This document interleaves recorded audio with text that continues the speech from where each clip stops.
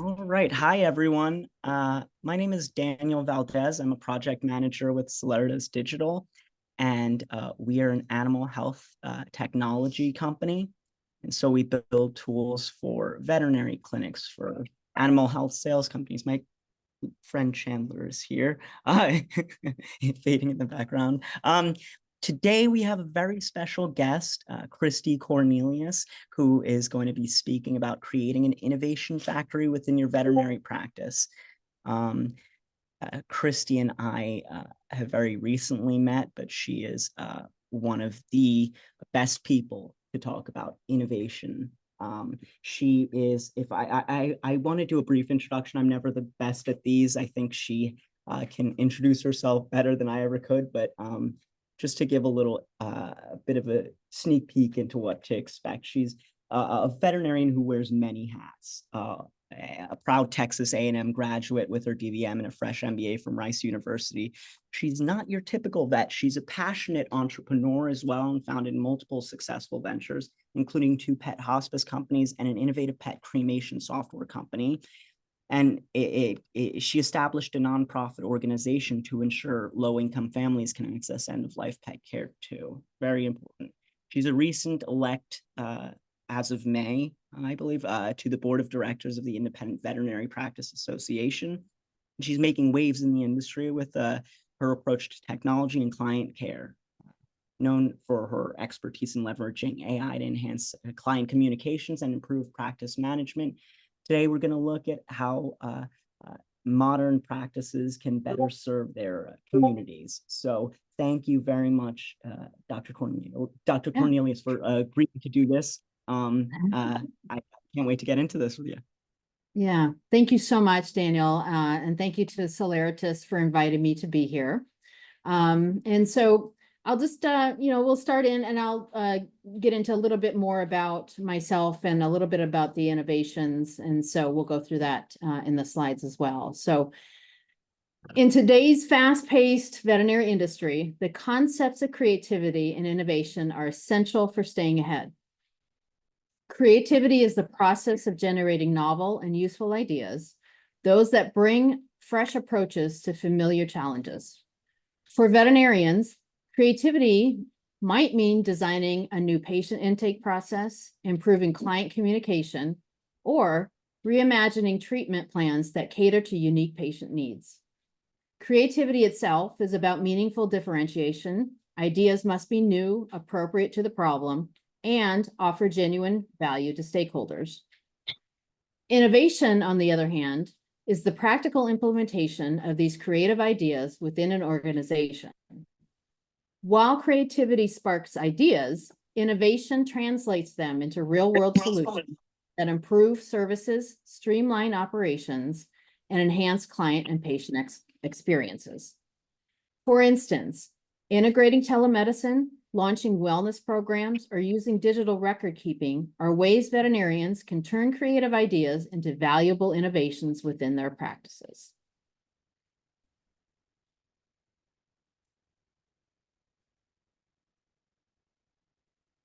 I was born and raised in Dubuque, Iowa, a long time ago, and I received my bachelor's in biology from Loras College, a master's in zoology at Texas Tech University, and my DVM degree from Texas A&M University in 2004.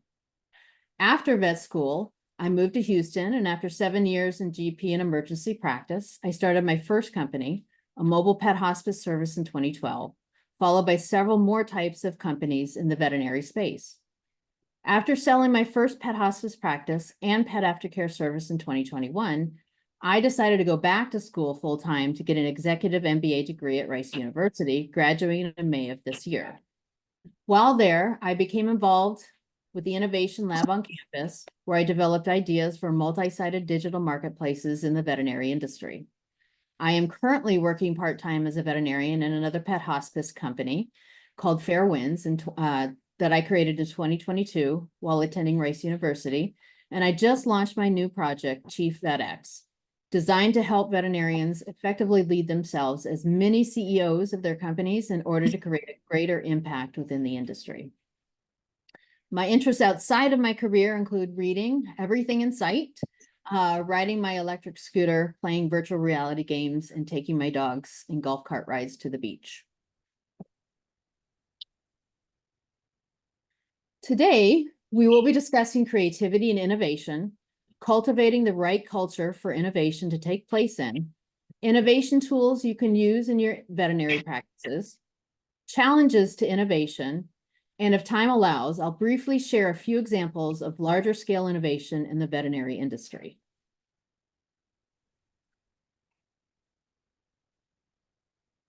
I'll start today's discussion by describing an example of my former company's journey of innovation, which I hope will provide the right frame of reference when diving into the tools and frameworks we will be covering. Try to think about your own companies and teams as we go through these slides. I call my journey a series of piggyback innovations because each new idea was created and implemented utilizing the original creators and complementary businesses. My goal in the beginning was to create a comprehensive care model for aging cats and dogs from the time they entered their senior years until they are euthanized and memorialized.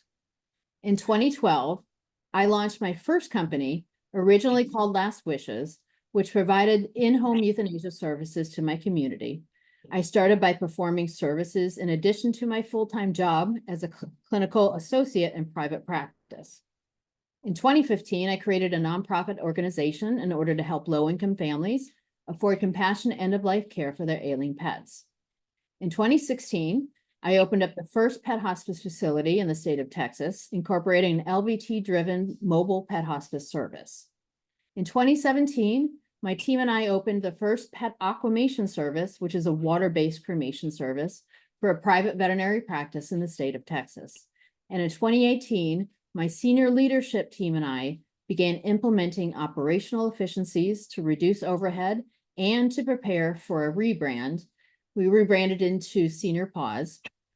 That actually helped us to add value to the services that my team and I were already providing.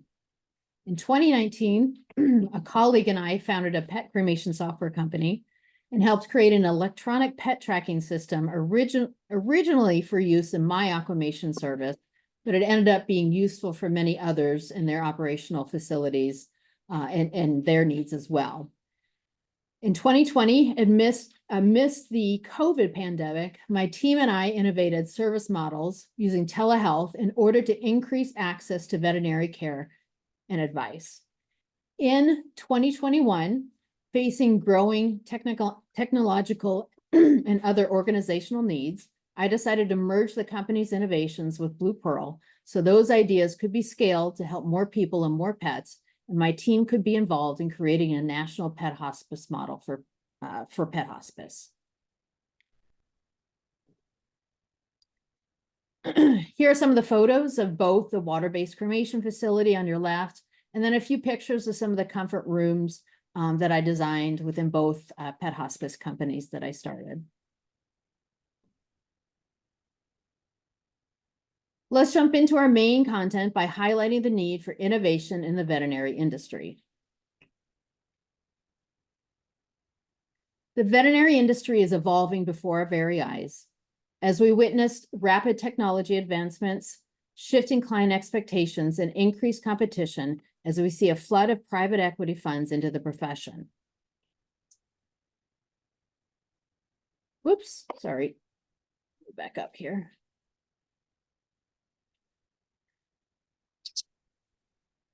Those things that are evolving include telemedicine services, social media and client communications, and the integration of AI in diagnostics and other areas of veterinary practice. Now that we understand the need for innovation, let's take a closer look at what innovation is all about. Experts agree that the 4 ingredients necessary for most successful innovations to happen are curiosity, creativity, risk-taking, and collaboration. This will be the prevailing theme throughout the rest of this hour. The principles of innovation have been shaped by various thinkers over time, including Aristotle. Most thinkers agree on the ideas of the following principles. Purposeful, systematic innovation begins with the analysis of the sources of new opportunities. Innovation is both conceptual and perceptual. To be effective, innovation must be simple and focused. Nobody can predict whether an innovation will become a big business or a modest achievement. Companies must focus on being the standard setter to determine the direction of a new technology. Innovation requires hard, focused, and purposeful work on top of talent, ingenuity, and knowledge. Entrepreneurial strategies are equally important in the established enterprise. In other words, you must create a way to capture the money customers wish to give you in exchange for your innovation.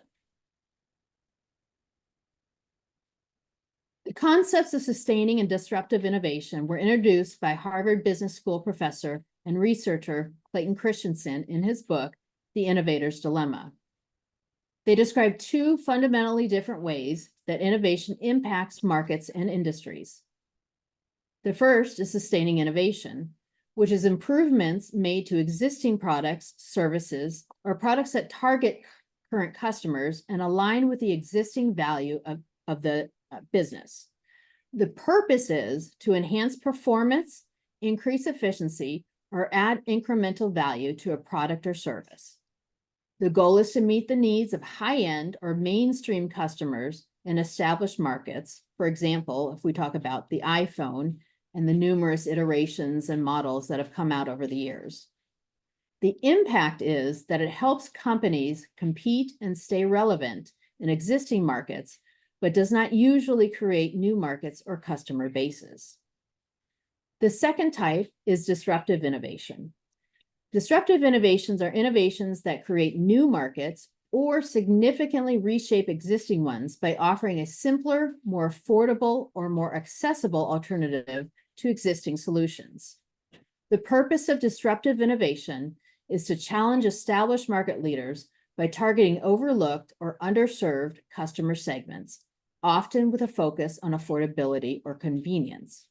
We think of companies like Netflix or Uber, and actually telemedicine in our own industry come to mind. The impact is that it often reshapes industries, forcing incumbents to adapt or risk obsolescence, and can create entirely new markets. So, what then is an innovation factory? An innovation factory is a system of frameworks to generate new ideas. It is not an actual building or space. There's no bricks or mortar. It is a cultural and operational model to encourage creativity, experimentation, and improvement. Most of this presentation is providing these frameworks and processes to generate ideas and turning those ideas into company innovations. The benefits of creating an innovation factory within your veterinary practice include enhanced patient care, increased client satisfaction, greater operational efficiency, and competitive advantage. In addition, I would also add that it enhances employee engagement and done correctly can improve overall company culture. Within an innovation factory grows ideas, idea evaluation and selection, implementation strategies, feedback loops, and methods of scaling. This is all done through the process of collaboration. Now that you've learned the basics of what innovation is, let's start with the first vital ingredient, curiosity. We must learn to ask a lot of questions in a lot of different ways about a lot of different things. Art Fry, the inventor of 3M's Post-it note, wondered, what if I used a really weak adhesive on a slip of paper? Would that better hold a bookmark in place?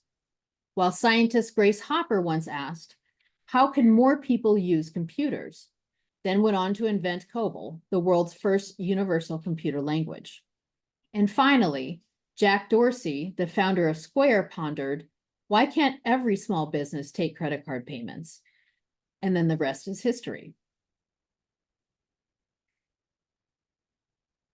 Here are a couple more thoughts about unlocking curiosity within yourself and your team. Describing something we're curious about gives us a boost of mental energy that is more stimulating than recalling a happy experience. When we're curious, We think more deeply and rationally about problems and are less likely to miss critical information.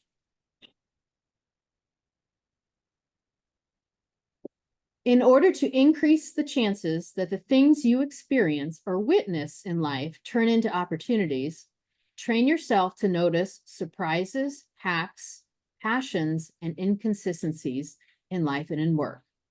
These occurrences teach us where gaps in customer service may be, where processes can be improved, which customers to target, and what jobs there are to be done for employees and customers.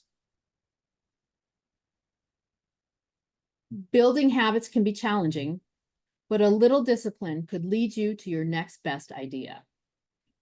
You want to be able to flex your curiosity regularly. In order to spark curiosity in her own team, Harvard professor Francesca Gino sent this text twice weekly. What is one thing you are curious about today? What is one thing you take for granted that you wish to explore? What why questions can you ask at work today? Regularly scheduled curiosity time is a vital part of the innovation process. Now, going from curiosity to the second ingredient for innovation is creativity. Let's discuss some myths about creativity, which may be hanging out in some of our brains. Myth 1 is people are either born creative or not. In fact, creativity is a result of both nature and nurture, mostly nurture, which supports the idea that creativity can be taught. Myth 2 is an idea is only creative if it's artistic, eccentric, or outside the box. The truth is, creativity is just simply generating ideas that improve businesses. Myth 3 is only certain business departments should spend resources on creativity, such as R&D or marketing. But in fact, creativity and innovation belongs in every area and every space of every company, including in operations and strategy. There are 4 major kinds of creativity that larger companies use to innovate. The first is integration. Integration is bringing together multiple applications, services, or products. An example of that is the iPhone, where all of the different applications are in one place, and you can answer the phone, you can listen to podcasts and other music. And so it's just a combination of bringing together of those multiple applications. Splitting, on the other hand, is actually separation of the parts, products, applications, and services. So if we think of the innovation of like gun manufacturing, for example, in the past, all of the parts would be made under one roof, manufactured in the same building, and then sold assembled. Nowadays, there are several locations that are manufacturing different parts of different products, which are then assembled elsewhere under a different roof. And that's to increase efficiencies all around. Figure ground reversal is the idea that bringing services or ideas to the forefront and or background in order to create innovative solutions in other realms. For example, in the 1950s, scientists discovered radio signals from the Russian satellite Sputnik that could be tracked using the Doppler effect, which led to the realization that satellite positions could be determined from Earth. This concept was reversed to develop systems that could actually locate positions on Earth using satellites, forming the basis of what we know now as modern GPS systems. Distal thinking is a form of imaginative creativity that involves transcending immediate contexts, surroundings, and timeframes to generate innovative ideas and solutions. It requires individuals to think beyond their immediate experiences and consider distant, unfamiliar, or abstract concepts. This type of thinking is crucial for envisioning long-term possibilities and addressing complex societal challenges. Things that come to mind include, there was a company called DigiCash in the 1990s, and that was our actual first kind of beginnings of what became PayPal. And then, PayPal turned into other things as new technologies came about. And the same idea when we think of self-driving cars as well, and how long that innovation is actually taking. There are 5 ways to boost creativity on your team. The first one is to generate lots of ideas. It doesn't matter how crazy that you think they are at first, generating the most number of ideas will actually be beneficial in choosing great ideas. You want to be able to make sure that you create a psychological space for failure. You make sure that you're blocking enough time regularly for creativity. You're appreciating problem finding and you're rewarding your team for it. And you're also creating some discipline and delaying your decisions. This helps to avoid mistakes, reduce risks, and avoid omittances in what you're doing in your innovative process. Mind mapping is a common visualization tool used in business innovation. You start by taking a blank sheet of paper. You write your topic in the center of the paper and circle it. Using words, pictures, colors, and symbols, start adding the ideas related to the central topic to capture your thoughts. Lastly, connect the related concepts using lines, arrows, and circles. There are 2 main actions taken while innovating: thinking and doing. When thinking, use techniques such as borrowing inspiration, asking, what if our business operated more like, let's say, our competitor? You can use reverse engineering and ask, what if we worked backwards from a goal of blank? You can also use what's called flipping the script and ask, what if instead of X, we assumed Y? Doing, meanwhile, involves building models and mock-ups, sketching concepts and role-playing scenarios, all as important as the thinking part to begin with. So-called eureka moments often come when we're not even at the office. We're actively participating in idea generation, and sometimes it occurs while engaged in other activities such as showering, cooking, or TikToking. Our unconscious minds make excellent thinking partners, making connections we experience as they are pulled into consciousness. There is enormous value in letting our minds ruminate. In fact, 72% of people report having a creative idea when showering.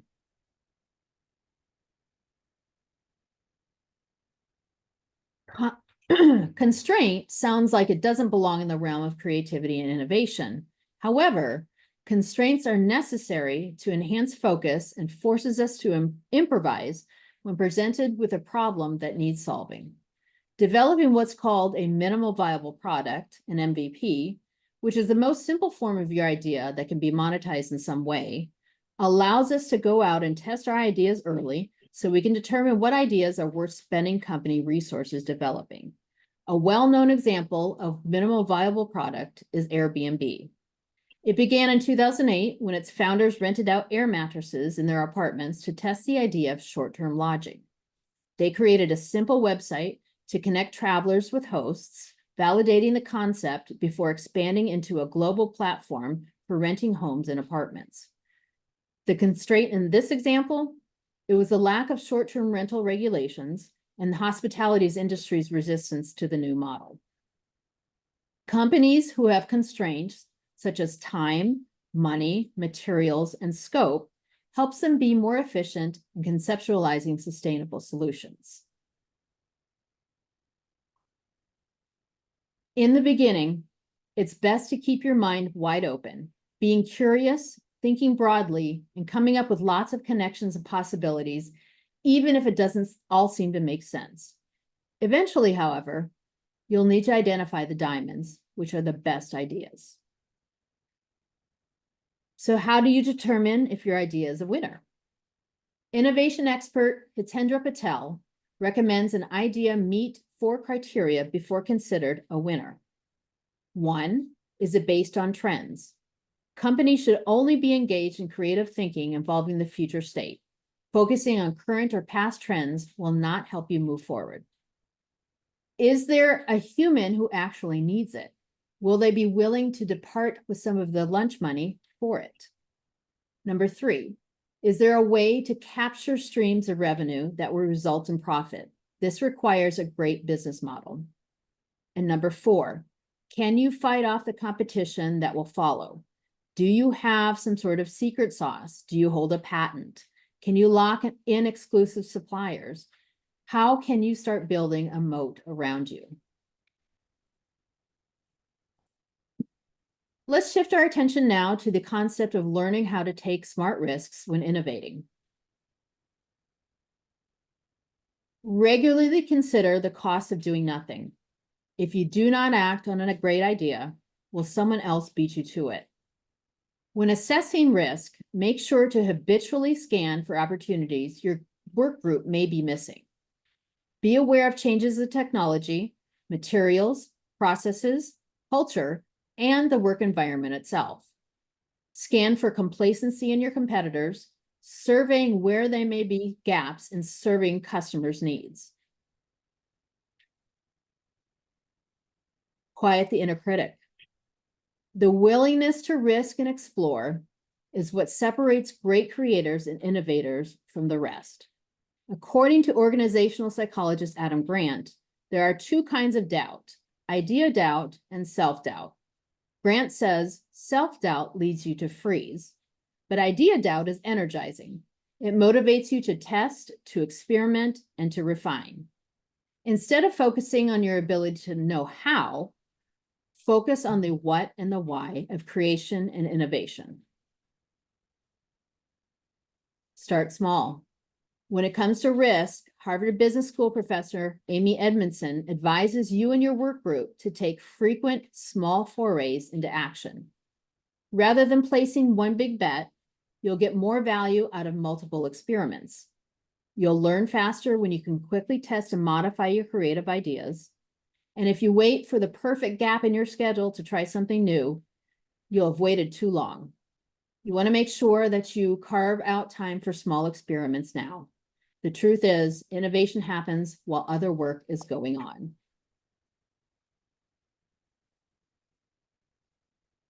Making smart bets.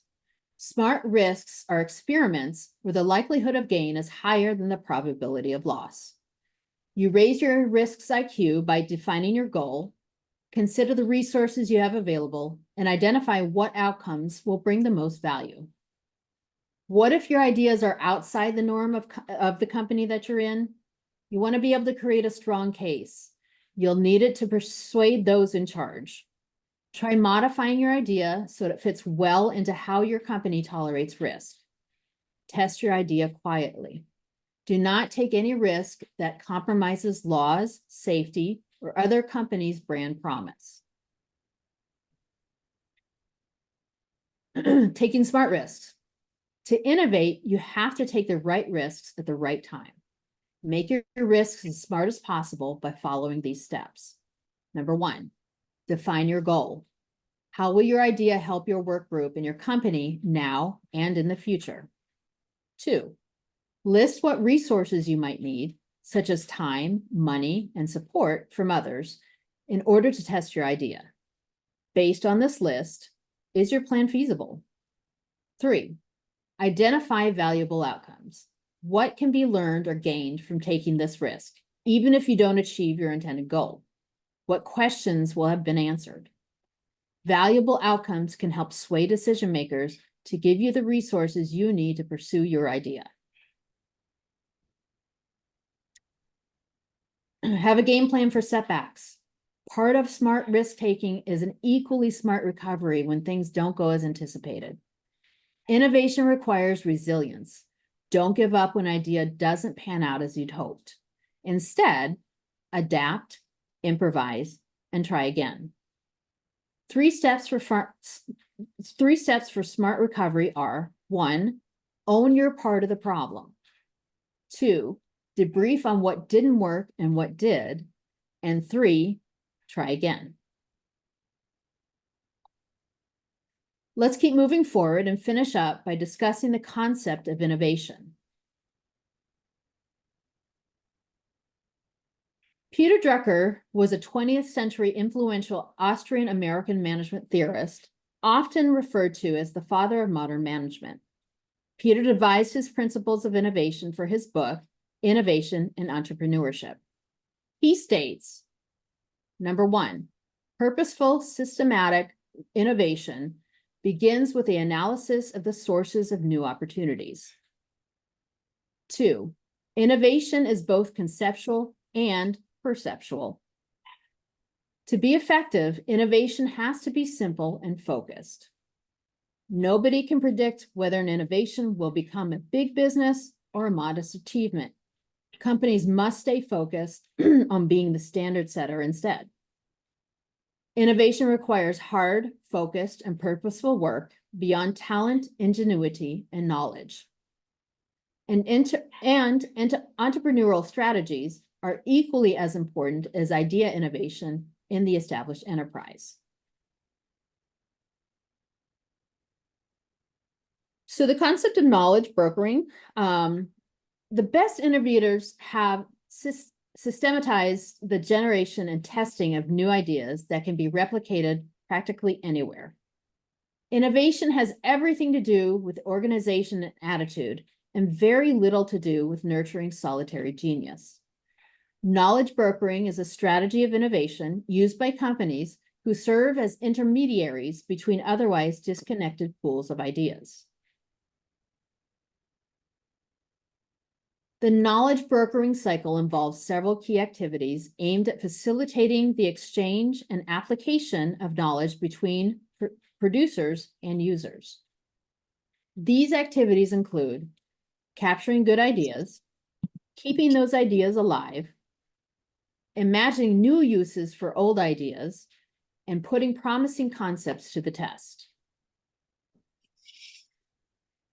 When we start with capturing good ideas, the first activity of the knowledge brokering cycle is to capture these ideas. In order to facilitate this activity, innovation teams will observe proven technologies, products, business practices, and business models. They recognize that old ideas are main sources of new ideas. They play with promising ideas in their minds and their hands to figure out how and why it works, to learn what is good and bad about it, and to start spinning fantasies about new ways to use it. They collect related products and writings on those products and observe other users. Peter Drucker argues that most innovative business ideas come from methodically analyzing 7 areas of opportunity. These 7 areas of opportunity are unexpected occurrences. The scientist for 3M, looking for a strong adhesive for airplane parts, accidentally made a product that was a weak adhesive, which was later picked up by another scientist at 3M years later, who wondered if there was an adhesive that would help keep his bookmark in place that didn't destroy paper. Second is incongruities. Incongruities arrive in a process, and a good example of that is the rise of FedEx that was born out of frustration that the traditional mailing systems were too slow to process smaller packages and letters for overnight shipping. So they developed a faster product through the company called FedEx. Another area of focus is process needs. A good example of that is Toyota. The Toyota production system, which is also known as TPS, is an integrated socio-technical system developed by Toyota to enhance efficiency and quality in car manufacturing. Fourth is industry and market changes. This includes the rise of Netflix, which, going from mailing DVDs back and forth to a digital platform where movies could actually be streamed in real time with a push of a button. They also take a look at demographic changes. So companies like AARP, they started to recognize that there was a growing number of senior citizens as the life expectancy rose. And that growing number of population, required had different needs and expectations that a company called AARP was able to actually match and manage for them. Also, changes in perception can occur. And so Peloton took advantage of this by making a splash, bringing, the entertainment and excitement of a full spin class to the solidarity and solitary of a customer's home. The last is new knowledge. And actually, history-making innovations rank high here. If we take a look here, they differ from all other in the time they take, in their casualty rates, in their predictability, and in the challenges they pose to enterprises. These are examples of long waves of innovation. And the theory of innovation cycles was developed by economist Joseph Schumpeter, who examined the role of innovation in relation to long wave business cycles. According to this theory, we are currently in the 6th wave of innovation, which activities are mainly focused on artificial intelligence and the Internet of Things, robotics, and clean energy. But as you see, these waves are coming in years of about 50 years. So we're first experiencing AI now. It's going to take a number of years for us to really figure out what the true benefits to humanity are. And so just kind of buckle up and hold tight. Keeping ideas alive. Because people and companies forget things, it's important to come up with a system to store ideas so that they can be easily referenced and reused to formulate new future innovations. Geographic distance, political squabbles, internal competition, and bad incentive systems may hinder the spread of ideas within a company. Product design firms have tech boxes that they use in creative brainstorming, which are the contents of the box must be constantly looked at and described by inventors. More of these tech boxes are now virtual. The business consulting and research firm McKinsey has what's called their rapid response team, which is actually a group of employees who knows what. And so the spread of ideas and the retainment of these ideas are kept within this group of employees. The most respected innovators are those who are part Rat Pack, part librarian, and part Good Samaritan, and are willing to share ideas for the greater good. Imagining new ideas from old ideas. People recognize new ideas from the ideas they've captured and kept alive. Edison's observations of kerosene bottles influenced his design for light bulbs by inspiring the creation of the screw base for the bulb. Pulse lavage, a medical technique used for wound cleansing, was inspired by the functionality of battery-powered squirt guns. The Reebok pump was designed by Paul Litchfield and his team and was inspired by inflatable splints in diagnostic pumps of all things.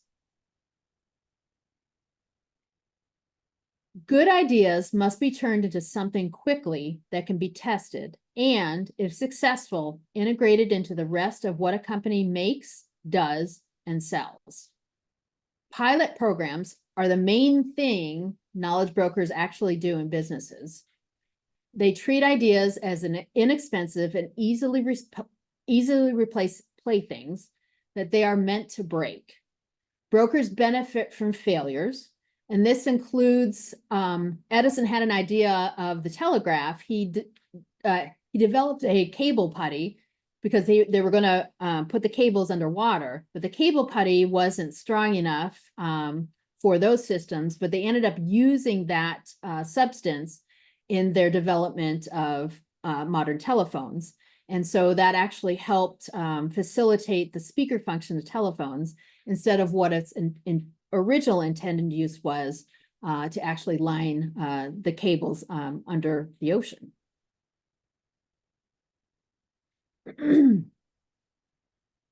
Inspiring creative collaboration. When you're developing something new, the question isn't whether you'll collaborate, but how and with whom.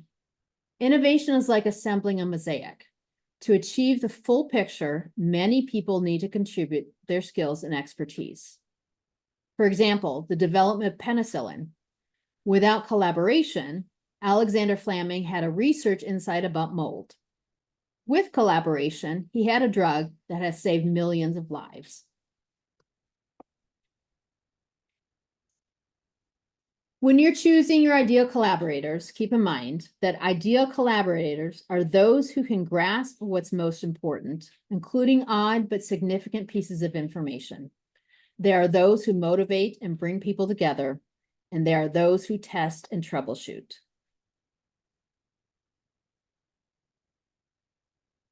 You want to make sure that you're seeing beyond blind spots in your innovation, because everybody has blind spots.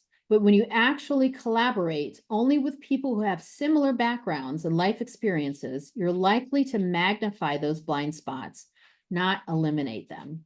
So you want to make sure that you build diverse networks and work groups, not only because they have fewer blind spots, they also see more possibilities, which is vital to creating something new.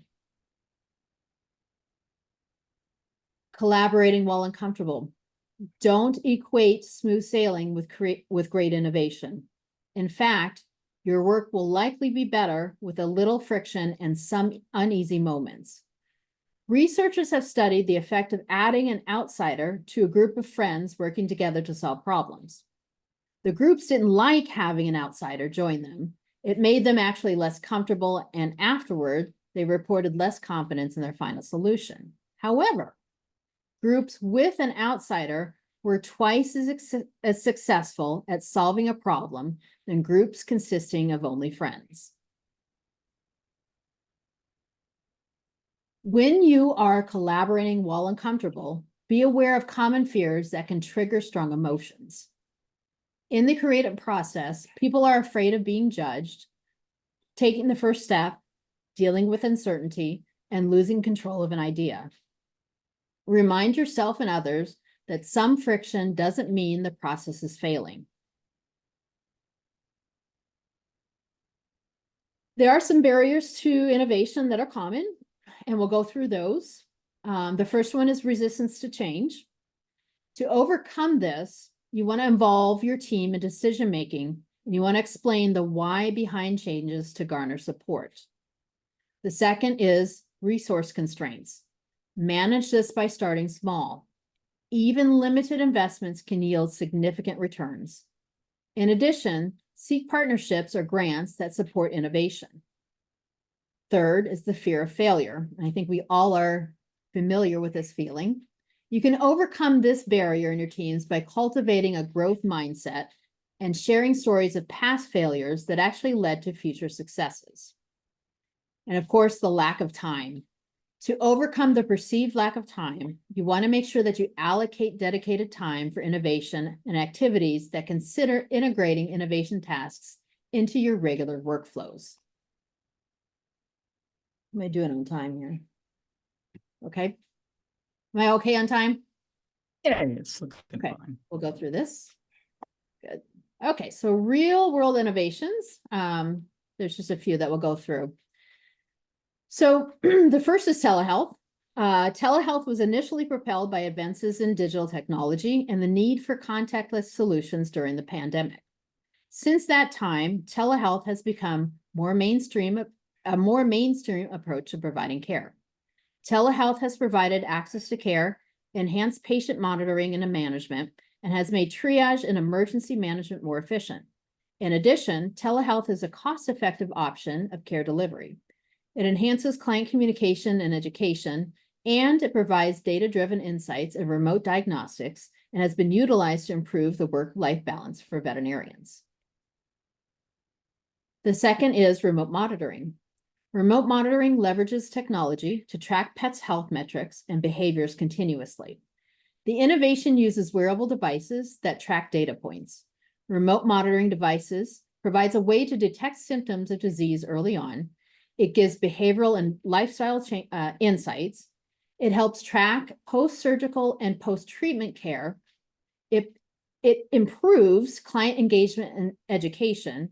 It also allows for a more efficient veterinary workflow and resource allocation, and it provides information for data-driven research and insights. And the last, of course, generative AI. This innovation has benefited the veterinary profession in a number of ways and will likely contribute well into our futures. So far, we've experienced enhanced diagnostic capabilities and image analysis. We're able to personalize treatment plans more easily. Generative AI improves client communication and education. It's been used to streamline administrative workflows. The technology has been used in advances in telemedicine, in research and clinical trials, for training and education purposes, and for generating predictive analytics for preventing care. Okay, we made it. To conclude the presentation, thank you for being patient. Let's go over some of the main takeaways. The 4 ingredients of innovation are curiosity, creativity, risk-taking, and collaboration. An innovation factory is a systemic framework that enables organizations to continuously generate, develop, and implement new ideas. You want to train yourself to notice surprises, hacks, passions, and inconsistencies. A good idea is based on trends, is something humans need and are willing to pay for, has a great business model attached to it, and the company holding the idea has strategies to keep competition from quickly copying them. What separates great creators and innovators from the rest of us is the willingness to risk and explore. And last, barriers to innovation include resistance to change, resource constraints, the fear of failure, the lack of time, but these, as seen, can be overcome. I'll take time for any questions y'all may have about the topics we covered.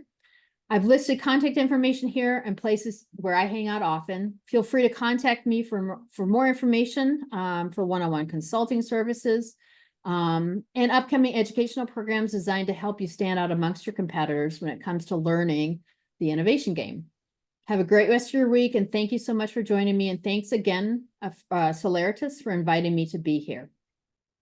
Thank you. Thank you so much, Yeah. Christy. And do you mind if I put your in the chat? Yeah, that's fine. That works. Okay. Now I'm seeing, speaking of which, I'm seeing a question from the chat. Yeah. If you want to approach that, we have a question from Ken asking, what if your leadership is not willing to encourage or support creativity? So you obviously have options here. One is to try to do your best to work with them, to have them understand, what the process is. You want to be really clear on, what you're presenting. You want to make sure that it, already fits into some of the, framework that and the processes that the company, already engages in. And you want to make sure that, you're really taking a look at some of the risks involved in that and being able to put it all together and package it up and present it to leaders in your companies, is what you can do to try to gain some support. And it might take, more than one try. The first time, obviously, sometimes you're surprising them with the information. Sometimes they need to think about some things, think about their own processes and just kind of work through some of those scenarios. So I present the idea to them, maybe give them a week to kind of think about it, and then maybe come back and follow up. And it doesn't hurt to be persistent, as long as it's not, annoying and damaging relationships that you currently have. But of course, your other option is to look for other places, other opportunities that might be more inviting to some of your ideas and some of the, creations that you have. Or you can take your ideas and creations and you can start your own company with them. So. Yeah, Ken, feel free to unmute. This should totally be a back and forth because that was a very good question. Yeah, no, thanks, Christy. You know my story, so Yeah. but your lecture was very, very good. It gave me lots of Thank you. ideas to Thank think you. about. Yeah, because it's a very complex idea about innovation, and Yeah. people are afraid of it, but it can stagnate and that could be the problem.